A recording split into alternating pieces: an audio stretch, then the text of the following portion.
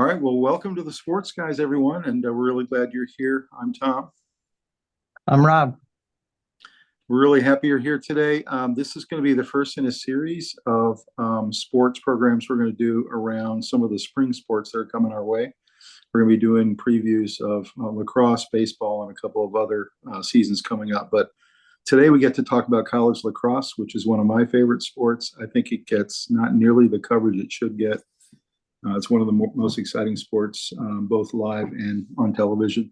I know that, Rob, we went with the family last year to see our cousin Tommy McNeil, number 21 on Virginia. Really proud of him, and such a great and exciting sport in person when you're there and the crowd's fired up, and it's really a lacrosse school like we have at Virginia. What were your thoughts about last year's game? It was so fun. What was interesting is I had just had knee surgery, and I was so into the game, and so it was just so intense. What an amazing game against Maryland, that I didn't even feel the knee until I had stopped and think about it. It was a really exciting time. It was really fun to see our family, fun to see our cousin play, and really exciting game. Just an incredible matchup of talented players. And the game itself was extremely exciting, went to overtime. So it was so exciting. I forgot about my knee surgery. So It was great. it was You really know, the fun. the Yeah. full band was there in the stands, and I was amazed Oh, how many yeah. student support there was there. Maryland fans even were there, so it was really cool to see. And like you said, to see our cousin Tommy there, and first time we got to see him play live, it was really exciting. ACC lacrosse. And I heard several of the star football players were there, and some of the other Mhm. sports were there to support because it was a big time game. So yeah, ACC lacrosse and college lacrosse really, Ivy Leagues and all that really brings it. And it's a very exciting game. Even Big Ten has been surprisingly much Yeah. better the Yeah. last Big couple of Ten years. also. Michigan, Hmm. Ohio State, and other teams. Maryland, Yep. a lot of really good teams coming around the Maryland country. is legitimate. Yeah. Well, let's kick this series off with this session we're going to talk about today about college lacrosse. I'm really excited about this season. It's just kicked off. Let's wrap up last year and talk about what happened in 2023, where we had the 52nd tournament deciding the college lacrosse national champs. It happened at Drexel University in Philadelphia, Pennsylvania, where that tournament's going to be the same this year for the 2024 champ. It will also be up in Philly at Drexel University. After that, starting in 2025, they're going to be doing a rotating tournament at different locations, which I think will be a cool thing to watch. But last year we had two excellent semifinals and really one excellent final. The first semifinal, of course, was Duke and Penn State. This was Penn State's first time in the Final Four. They're a rising program that's really coming on. You know, Pennsylvania has become more and more of a hotbed of lacrosse talent. They played Duke, who's always there, it seems like, or at least in the final eight. It was an amazing game. Slugfest came down to the end, went into overtime, and Duke was fortunate to get the goal in overtime. But just an amazing game.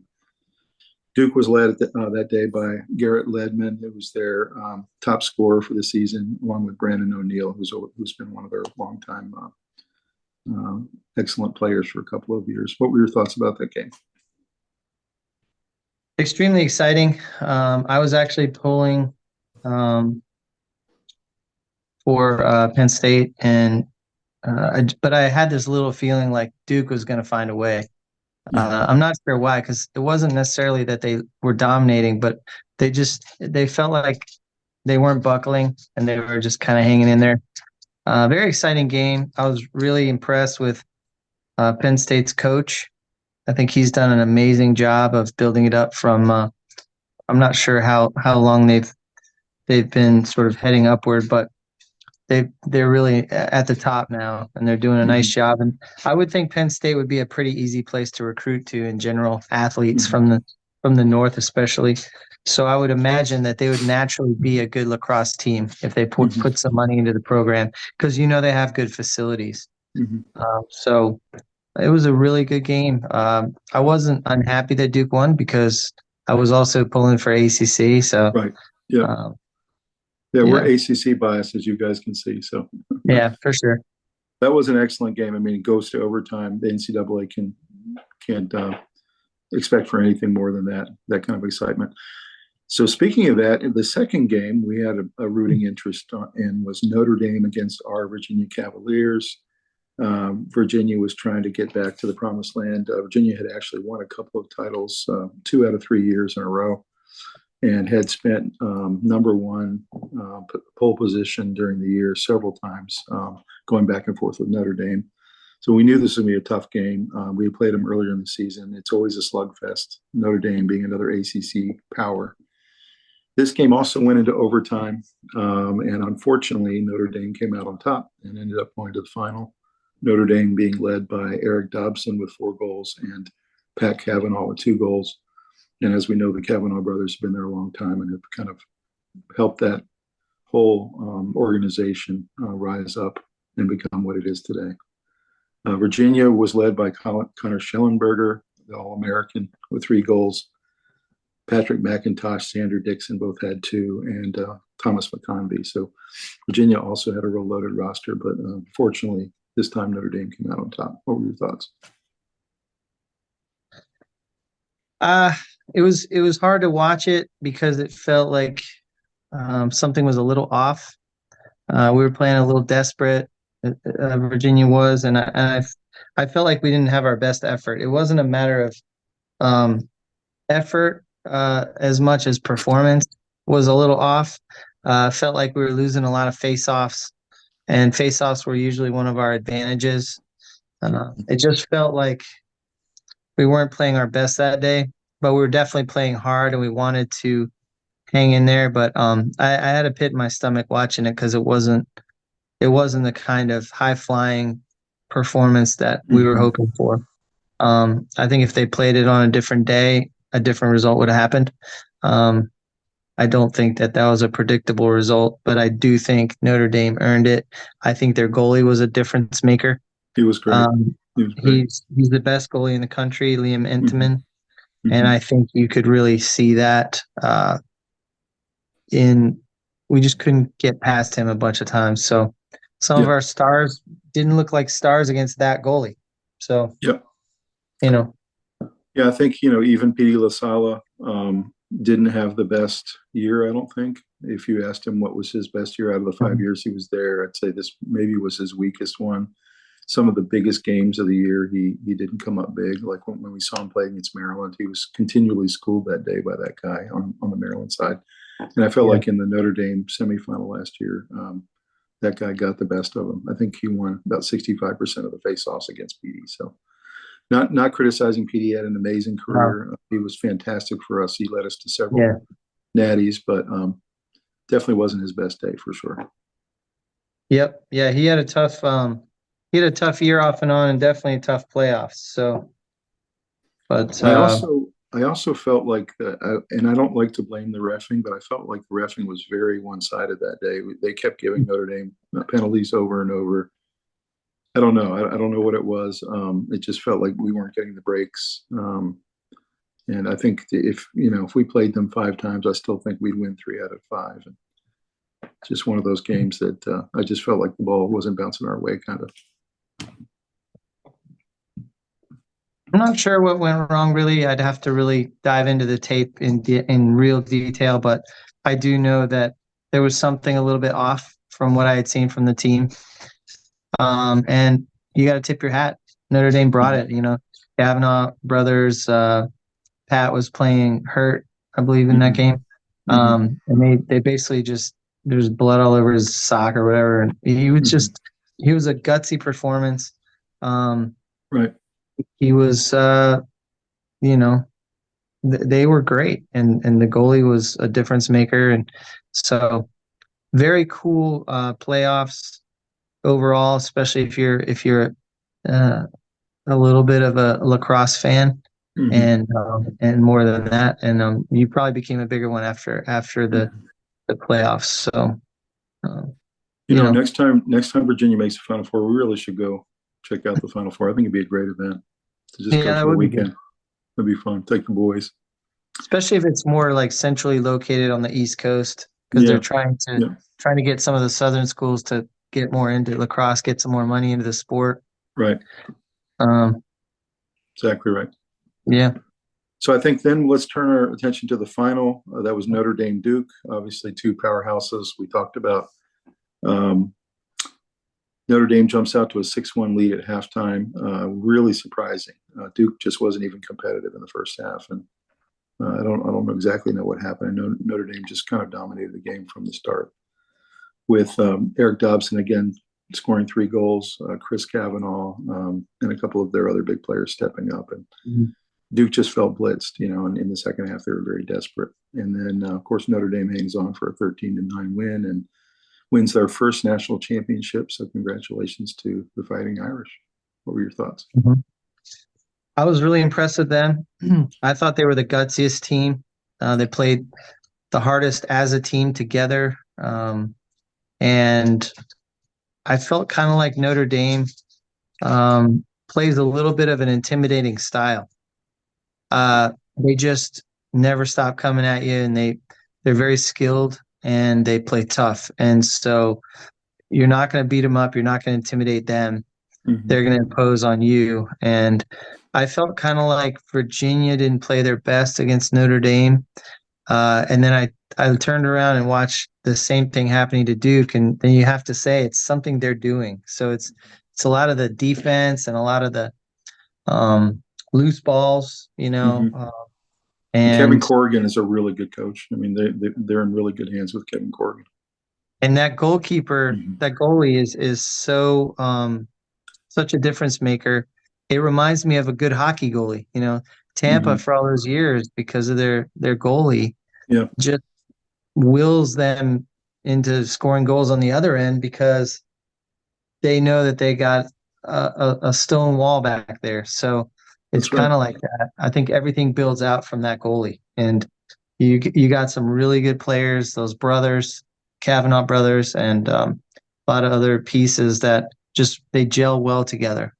I think they play really well as a team. They don't seem to want one guy to stand out as a star. They really want the whole team to be the star. And that's a dangerous team to play. You do not want to play somebody like that, a team like that. No question.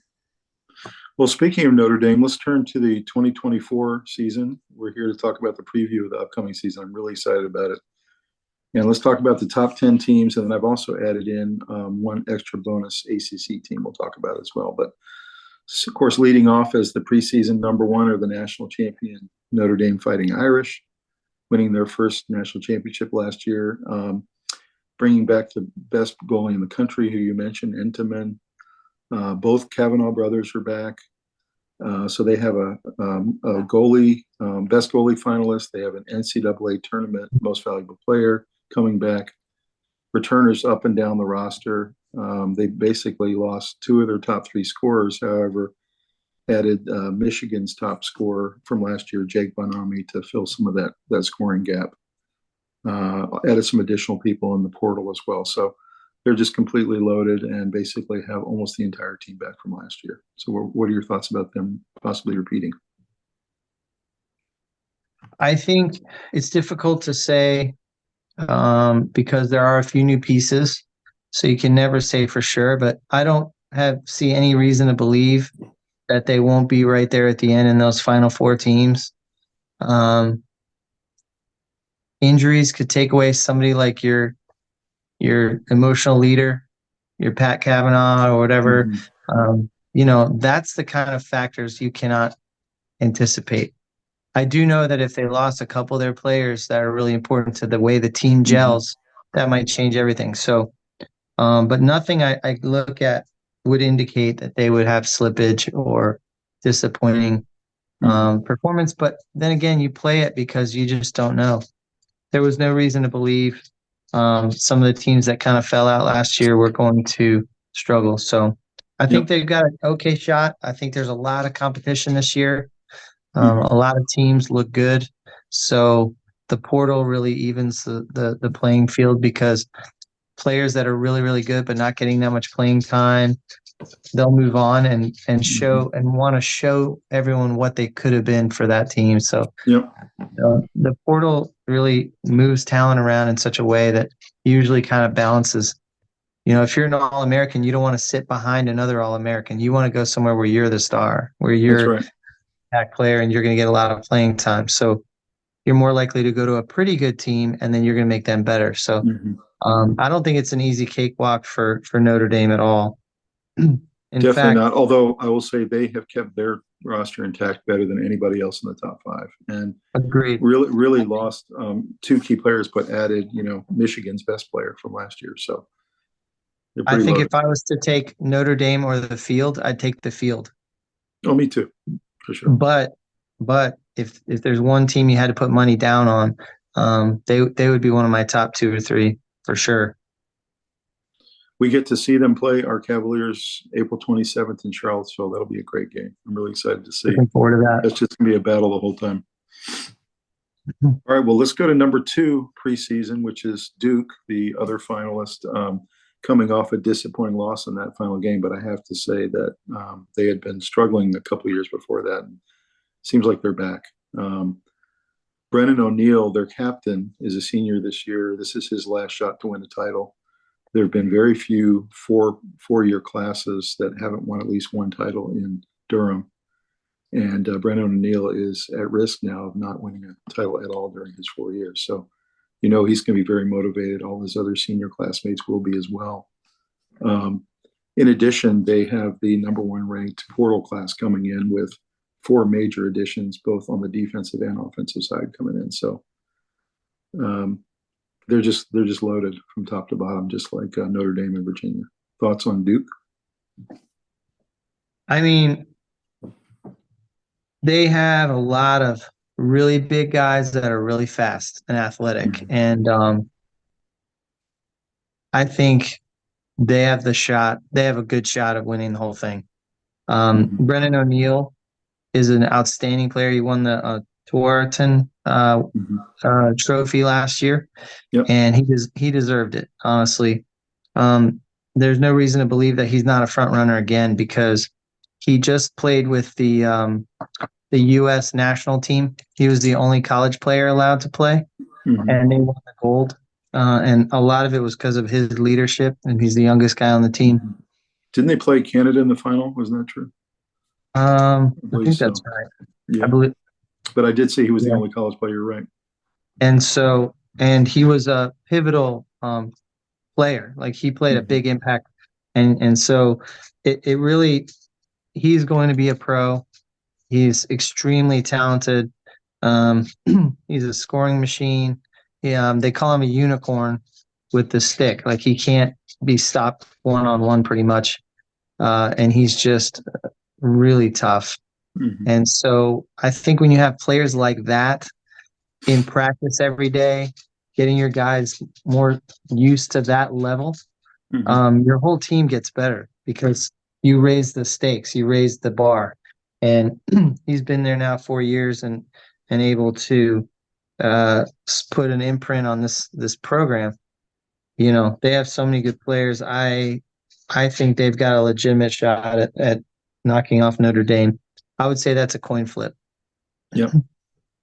Well, I know both of them would love to have a rematch of last year's final for sure. Mm-hmm. So you can't discount either one of those teams. So let's talk about number 3, our team, the University of Virginia Cavaliers. We have Kevin Cassisi, who's our offensive coordinator for the team. He has just so many weapons to work with. There's no question this is the most dynamic offense in the ACC, with Connor Schellenberger, the senior, twice All-American, twice Player of the Year, and twice national champion, with Peyton Cormier and Griffin Schutz, and 2 new additions. We have a Jack Boyden coming over, was the top scorer in his league last year. So he's a really big addition through the portal. And then we have the number 1 recruit in the country in McCabe Millen, a really exciting player, scored 4 goals, I think it was, in the first game. His first game as a freshman. So I think it was 5. It was a 5. Okay. Yeah, it was 5. Just an incredible player. So the offense is fine. I think the big question marks for Virginia this year, if they can try to get back, is number 1, they have to replace P.D. LaSala, who's the faceoff specialist, who was actually with the program for 6 years, believe it or not. And they picked up 3 faceoff specialists in the portal. and intended to give all of them a chance in the early season to see which one was going to win the job. So it'll be really interesting to see who out of those three that they picked up in the portal will actually become the new PD LaSala. And then the defense was decent last year, but definitely was sometimes their weak spot at times. They were led by the freshman goalie, Nunez, who's a very, very good player, considered one of the best in the country, coming back this year as a sophomore. And of course, we have our cousin Tommy we talked about, who's on the special teams and defense. So it's going to be interesting to see if the defense can match the offensive efficiency. Any thoughts about the Virginia Cavaliers this year and our chances? I think we're pretty loaded and maybe a little bit younger. I will tell you that I think Connor Schellenberger had a little bit of a disappointing year last year. He had said so. He's been all world since he was a freshman, and he just kind of looked like a good player last year. He didn't look as dominating and fearsome for other teams. I think maybe they concentrated on him more, so he was a little thrown out of his element. But I think he's going to feel a lot of pressure on himself to get back to being feared and dominant. And I think honestly, I think it's between Brennan O'Neill and Connor Schellenberger for the Tewaaraton trophy this year. And minus, of course, any injury. He was dealing with an injury last year that definitely affected his coming back. Probably came back too early, but just, the season's not super long, so you got to play if you can. And maybe you're not all world when you're coming back from injury, but you're doing the best you can at being dominant when you're sore, or hurting or whatever. So I think he's got to have a better year than last year if he's going to be considered in that group to beat Brennan O'Neill. But who knows? Maybe Brennan O'Neill doesn't have the year that he did last year, and Connor takes it easily. So I don't know. But I think it's between those two guys. Connor won that award his freshman year, and I really wonder whether he will have a better season for two reasons. One, he's going to have McCabe Millen on his team, who's the number one recruit. And he's so good that I wonder if he pushes Connor to be better and to kind of get back to his old form. I think he'll remember himself as a freshman watching McCabe, and he'll say, I got to step up my game. Got to keep the foot on the gas. Right. And then the question is, can McCabe be so good that maybe he's in that conversation for Player of the Year with some of the other guys? You never know. Maybe just if he gets on people's radar screens as a freshman is good enough so that you can show a progression. You don't want to do what Connor's done, which is not have your best year towards the end. Another person that I would talk about is Cormier. So far this year, he's having a good year in this early part of the season. He's scored 3 goals in his last game, and he's the highest scorer in Virginia history. So Cormier doesn't get talked about a lot, but he has had an incredible career, and I think he's got a lot to prove. I think he wants to go out on top, and he wants to take this record and be worthy of it. And so I think he wants to be a star. So even though we've lost a couple of guys, Dixon and Dickinson, Xander Dixon, and we've lost a couple others.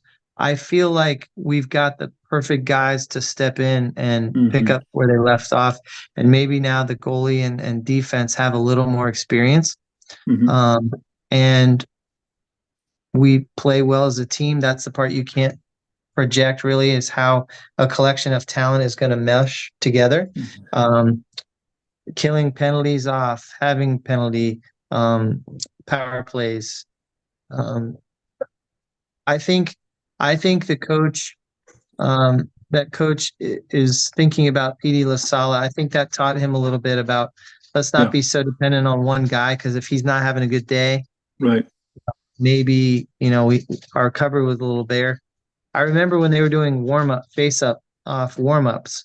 I would only have to see one other guy warming up, and I just think we're automatically going to be in better shape there, because if one guy's not having a great game, you're going to probably go in another direction.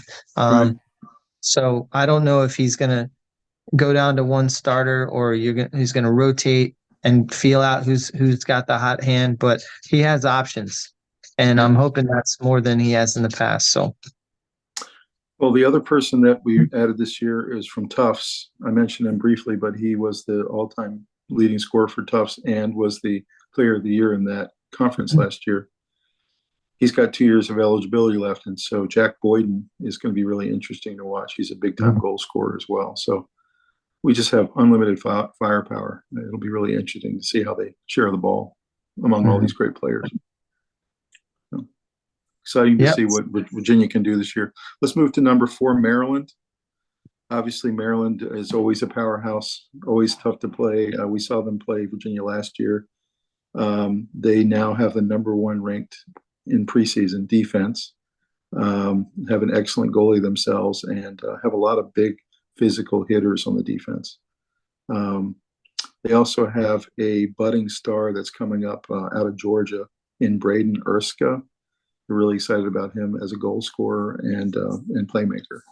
So also, they lost only 3 players from their roster last year, so they've got a lot more experience. So Maryland's going to be there. They're going to be there at the end. They're always going to be competitive. They're tough up and down the roster. What are your thoughts about Maryland's chances to get back to the Final Four?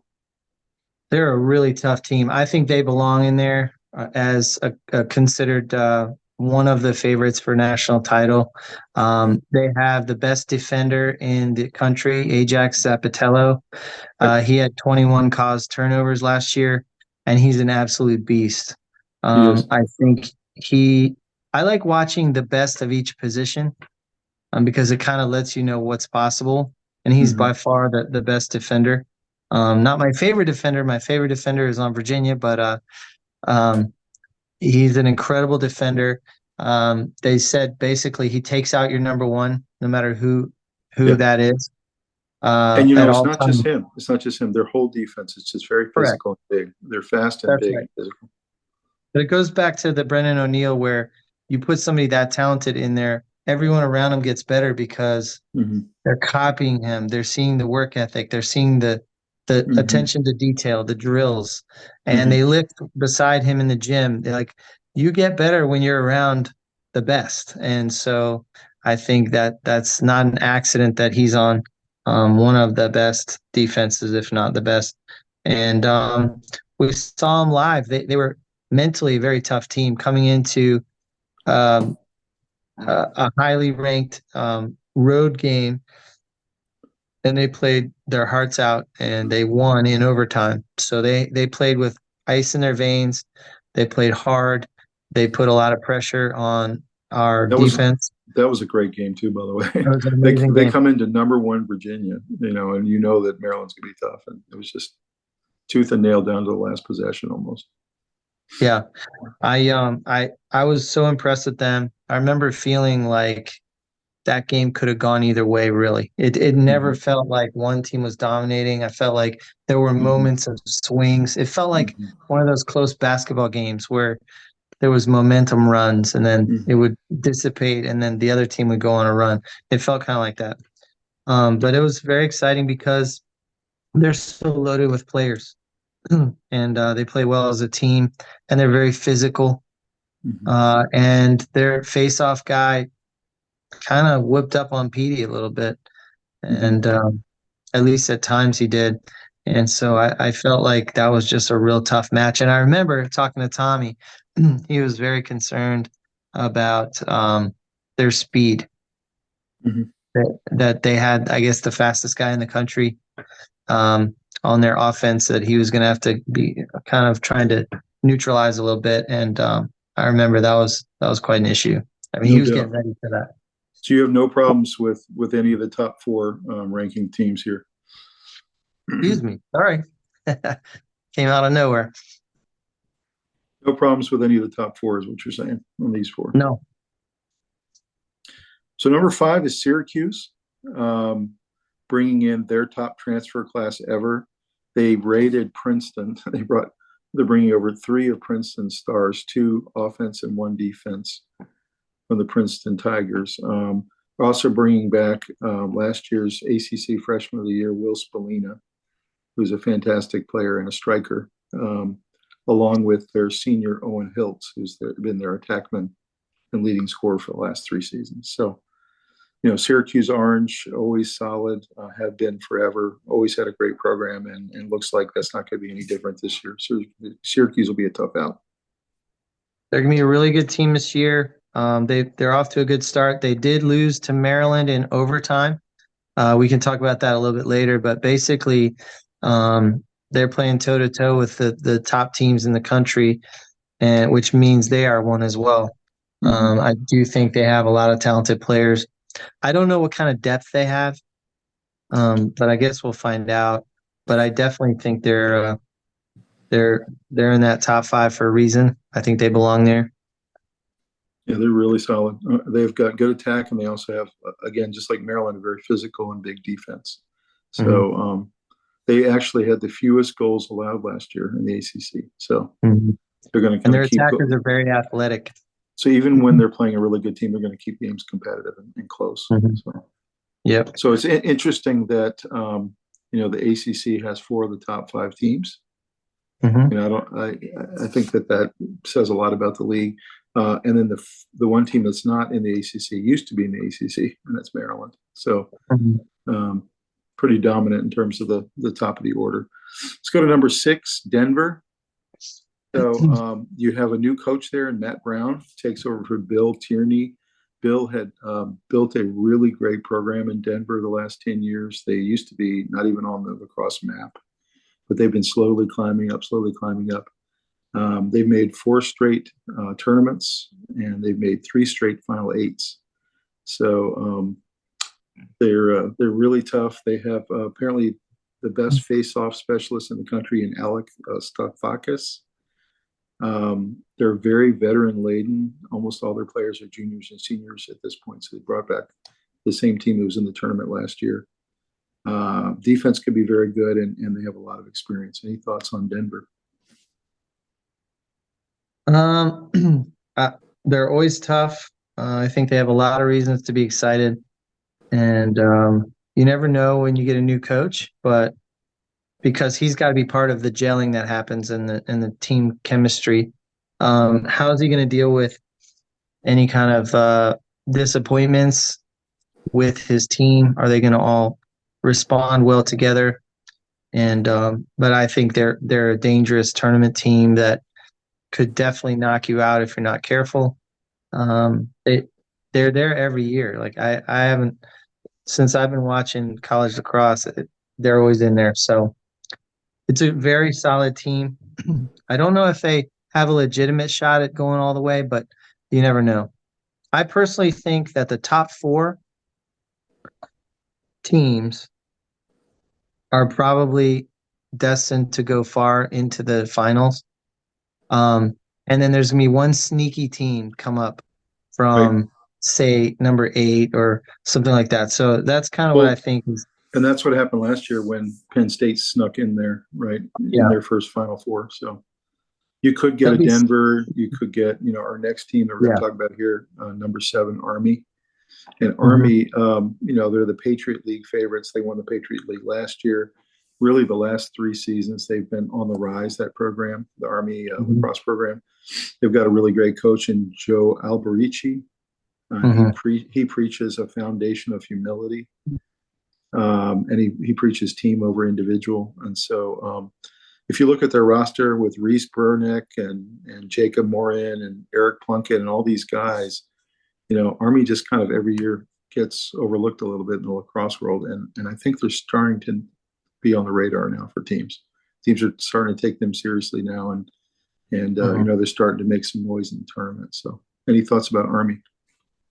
I just think you naturally have a group of selfless people who've committed themselves to serve something bigger than themselves by serving their country.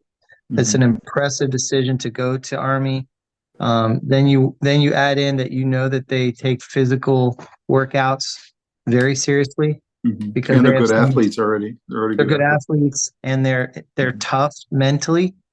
I wouldn't want to play Army in anything, even if I had the superior size or athletic, because they're just tough and mentally strong, and they naturally gravitate towards team and doing whatever it takes to help the group, Mhm. whether it's in their army duties or their lacrosse duties. I think they're going to naturally be good. All you need to do is get somebody who can recruit effectively and then get the people with the mindset that would gravitate towards Mhm. armed forces. And I think you've got a really good foundation. And then hopefully you can put some really good players together and good coaching, and you got a dangerous team. It's very true. Hmm. So then you got number 8, Cornell. Cornell, surprisingly, has kind of taken over the Ivy League the last 2 or 3 years. It used to always be Princeton and Yale would be battling out for the Ivy League, but Cornell has snuck up in there. In the last couple of years, they've actually taken the Ivy League and really surprised Yale and Princeton. So their biggest thing is that they lost some of their biggest scorers from last year. They're kind of a little bit barren on the offense. They have a lot of the defense and goalie back. But the question is, can they compete with some of the bigger programs when it comes to firepower? What's your thought about Cornell being able to compete this year? I really don't know much about them as far as where they're headed. Obviously, if you have the losses they did, you're hoping that you rebuild with even better young guys. But I Mm-hmm. don't know that you can say that yet. I wouldn't take them lightly based on their trajectory of the last few years. But Mm-hmm. at the same time, I don't think they are um, favored to make that jump up into that group Yeah. of four, of which one or two is probably going to fall downward with some disappointing results somewhere. But for the most part, that top group I think is going to be predictably good, and then Mm-hmm. probably one of them will fall out and have some injury problems and Mm-hmm. unforeseen issues. The rest of them will keep moving forward, and then something will jump up. But I don't think it's going to be Cornell this year. But you never know. Could be totally Mm-hmm. wrong. They might have a stable of young guys that are just dying to get out there and prove I'm what sure they they have got. some really good freshmen coming Yeah. in. I will be really interested to see if they're able to hold on to the Ivy League this year, or if they get passed back up by Yale or Princeton. It'd be really interesting to see if they can do it. So Yeah. then we come to our number 9 team, which is a traditional powerhouse, probably the original lacrosse program that everybody modeled themselves after in the Hmm. 80s and 90s, and that's Johns Hopkins University. Um, and they have a lot of returning players. They have their top 11 offensive players coming back from last year. So they have a lot of veteran experience. Um, they did recruit the former goalie from Cornell to come over to join them in Chase Lerland. So we'll see how he gels with the team with a new guy between the pipes. Apparently their weakness is going to be a little bit on the defensive side of the ball. So we'll see if Johns Hopkins can take that next step up and be the program that they've always been. But offensively, they're going to be high powered again. Thoughts on Johns Hopkins? I think that's pretty much you nailed it. I mean, I think we don't know too much about the defense as of right now. I think they'll quickly show themselves. I think it's one of the top recruiting teams every year. It's been a Mm-hmm. top program since I can remember. Mm-hmm. That's really their sport that they excel in, and I think they've been down for a little while now. So at some point, I think they'll reemerge as Right. one of those top four teams. And the way you get there is by starting out at number 10 or nine, and moving your way towards doing well against somebody that's unexpected in the Yeah. playoffs and Surprising some people. Yeah. surprising a few wins that on Mm-hmm. the road, against a number one team in the nation kind of thing. So I think they'll be an interesting team to watch if they gel in the back and Mm-hmm. then they can get some of those offensive weapons going. And if they And get can't, get there's this always new goaltender going, because in the end the goalie is probably a third of the formula to actually win the title. You got to yeah, have that hot goalie at the end for yep, sure. It's yeah. interesting if you think about all these teams. Where's the hotbed of lacrosse talent in the United States? It's New Jersey, it's Maryland, it's Pennsylvania. It's all those Hmm. states. And if you look at all these schools, they're all in Pennsylvania, New Jersey, Maryland, Yeah. Virginia. That's the hotbed of lacrosse, right? So really interesting to see that that's where all the schools are as well. Yeah, it makes sense. I think, people want to stay near home where you can have your family come see you, and maybe your girlfriend goes to a university that's nearby. Um, you want to go to the top programs. So the teams that put emphasis on lacrosse wouldn't be in the deep south. It just so if you're a Yeah, star player, you're not going down there even if you want to, because right. you need to shine where the team can help you do that. So you put together a lot of um, uh, you know ideas of what you're looking for a college, and you pick one that you think suits your skill Right. set. You look at all the different pieces of what their team's made of, how what's my path towards getting on the field, Mhm. and so. I will say it's nice to see lacrosse growing because you've got, Ohio State and Michigan and Notre Dame and all these teams in the Midwest that are getting good now, right? Yeah. And so that's exciting to see. And then I think that it becomes a national sport when, UCLA, USC, Oregon, Washington, when all those teams find a way to become competitive in lacrosse, then you've really got a national game at that point. So Yeah. it'll be cool to see. So number 10 team preseason is Yale, a traditional powerhouse. Yale, Princeton, Cornell, all the Ivy League schools. They have a ton of their players coming back from last year's team that did make the tournament. They got Matt Brandow and Chris Lyons, Leo Johnson. A lot of these guys that have a lot of veterans who can score with anybody and kind of keep up with anybody. They'll battle for the Ivy League title with Cornell and Princeton. Um, their weakness is just like Johns Hopkins on the defensive side of the ball. So thoughts about Yale and whether they can rise? I think they've got an okay shot at knocking off Cornell. I think Brandow definitely had a little bit of a disappointing season, but I think he's a star, and I think he can definitely. He is in the Tewaaraton watch list. Mm-hmm.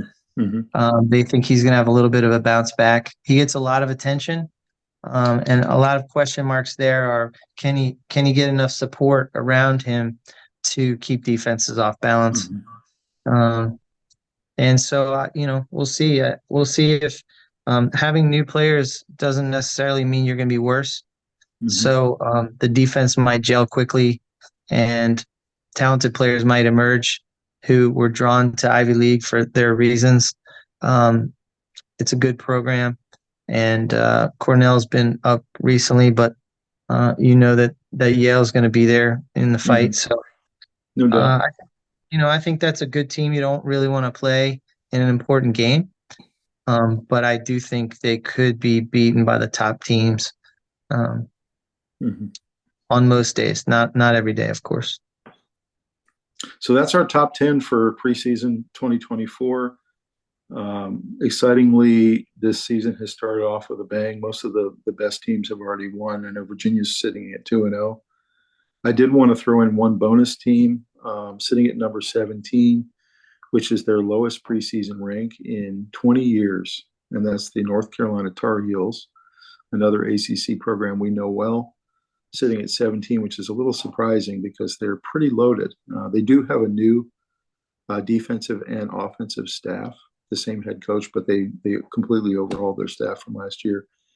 So that's a little bit of an unknown. I think that's probably why they're ranked a little bit lower because they don't know what the team's going to look like. But they're bringing back Owen Duffy and a lot of really good veterans from last year's team that was a high scoring bunch. Have a lot of great talent, and they're always on the recruiting trail with all the other teams.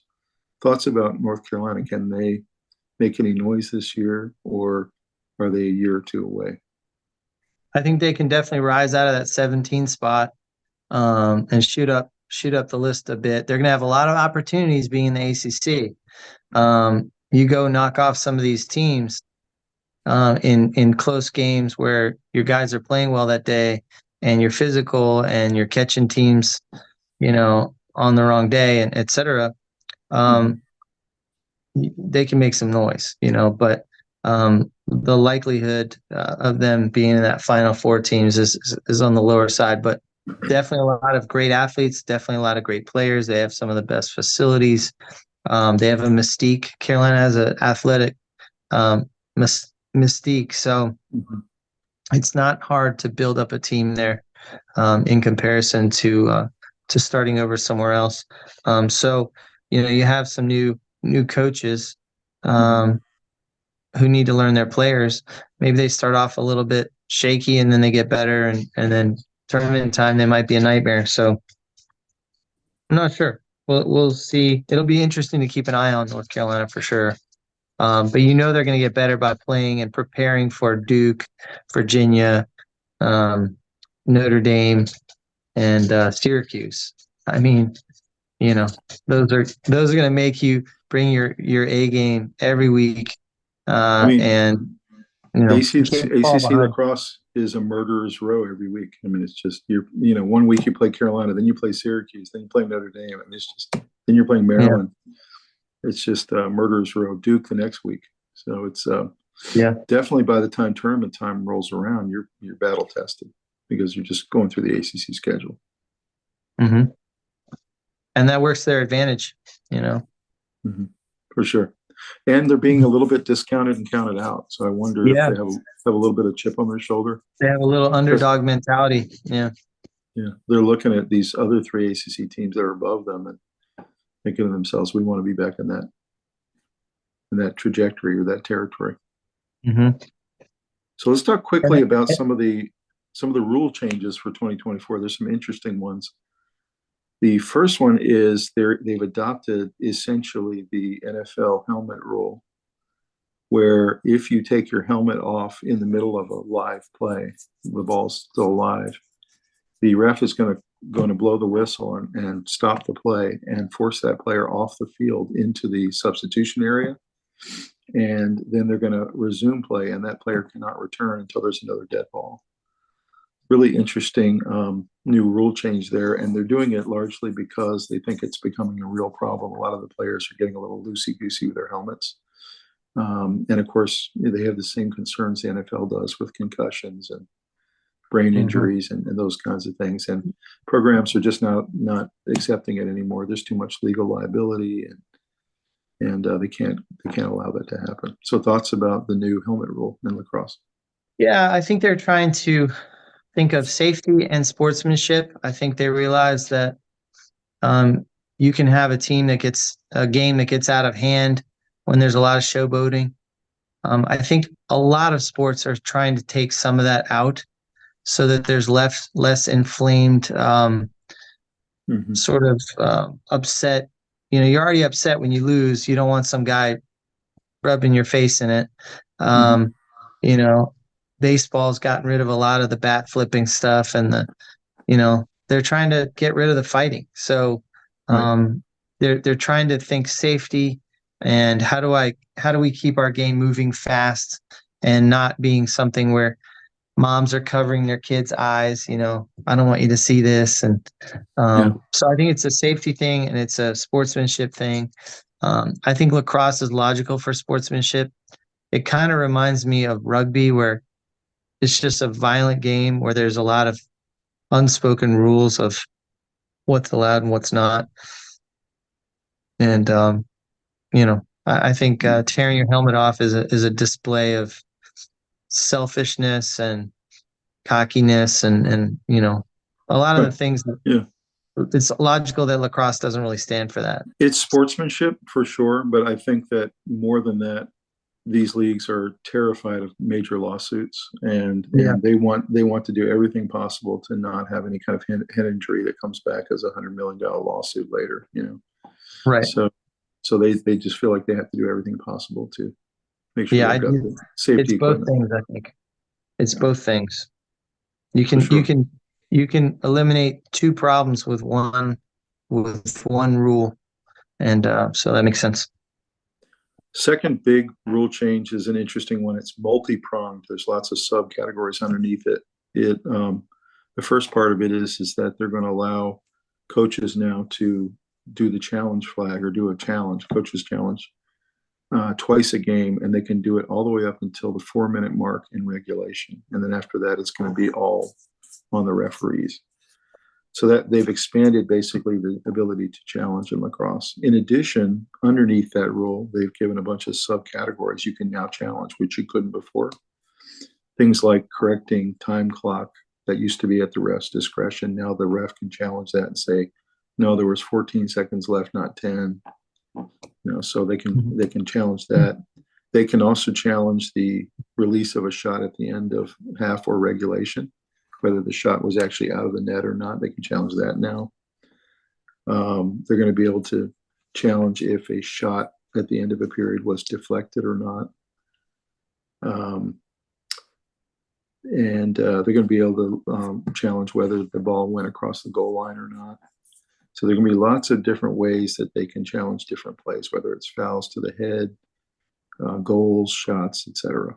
Any thoughts about some of these challenge rules that they're expanding? Yeah, so I think that they're headed in the right direction on these things. I think it makes it a lot more exciting for you to get the call right.